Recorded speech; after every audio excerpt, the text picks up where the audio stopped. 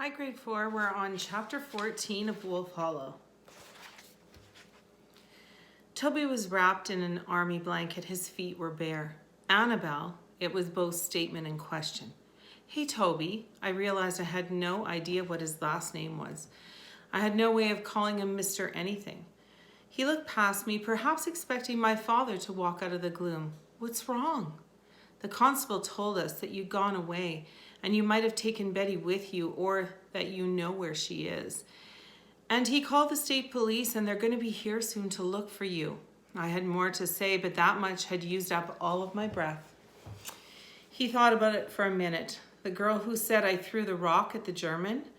I nodded, the beginnings of confusion like an itch inside my head. Yes, she's been missing since yesterday morning. Didn't you know that? People are looking for her everywhere. I could see that this was truly news to him.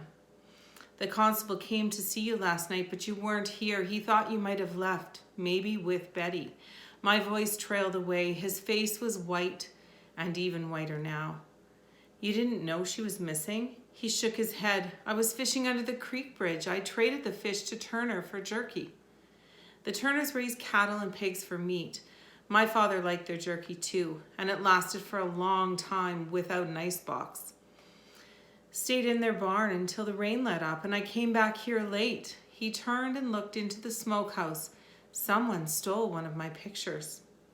I never heard Toby say so much at one time.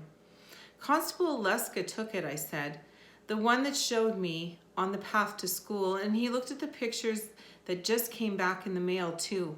I'm sorry about that, but Aunt Lily gave them to him. You took one from up the hill above Mr. Ansell's wagon the day that Ruth got hurt. Toby gave me a hard look. I did not throw that rock, he said. Hearing him say it was good, though I realized I needed to hear it until I didn't realize I needed to hear it until I did. I believe you, I said. But now they know you were on that hill, and Betty, she saw you throw the rock, and now she's missing. They think that you did something bad, Toby. Toby took a long breath. I did, he said. I crossed my arms over my chest, which made me feel bigger. What did you do? He pulled the blanket tighter around himself. I waited. I said, but you didn't throw the rock. It sounded too much like a question. He shook his head. She did. I was surprised, though. I had suspected as much. You saw her? I tried to take her picture, but she threw it so fast, and then she ducked into the bushes. And that boy with her? But not before she saw me a bit higher up. And there they were, and I knew that I'd seen her. Then why didn't you say so when my father came to talk with you? Toby looked away. Things come out right, or they don't. What? Toby, you should have told him what happened. Nobody's going to believe you now. Nothing I can do about that, he said. An odd and frustrating way to look at the world, but I was not Toby, and he was not me.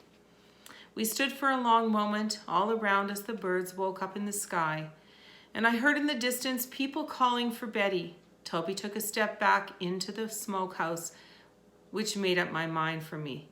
All right, I said firmly. I want you to come with me now. Toby's mouth twitched just a little. It was the closest thing to a smile that I've ever seen on him. You sound like your mother. I took that as a compliment. Good, because if she was here, she'd say the same thing. Please, now, I said. Get dressed and come along. Toby seemed to be torn. Where to? Somewhere safe until we can sort this out. He shook his head. It doesn't matter much to me. Well, it matters to me, I said. And if you don't care one way or the other, how about we do it my way? Again, that twitch. Again, in the distance, the sound of calling people. After a few minutes, Toby joined me outside the smokehouse. He was dressed as always, the camera around his neck. His guns were slung across his back. The walk back up the hill was harder, but Toby climbed behind me, waiting while I tree-pulled myself up the steepest parts. Worse because they were slippery. The strengthening light helped a lot, but it worried me too. We were very watchful as quiet as we could be, given the shouting off in the distance. Had I feared real hunters, I would have worn red, but we were both in brown and black, invisible if we stood still and hid our faces. As we crested the hill and we made our way toward home, I realized that anyone would be able to see us through the farmhouse windows if we came across the pasture. So we kept to the woods until we were on the far side of the barn. Then we cut across the open quickly and ducked in from the back. I went ahead first, calling to see if anybody was around. Happy the dogs were part of the search party pretending to help. When one of those horses swung his big head over his stable door and looked at me curiously, I nearly jumped out of my skin. And we'll leave it at that for next time. Have a great weekend. Bye.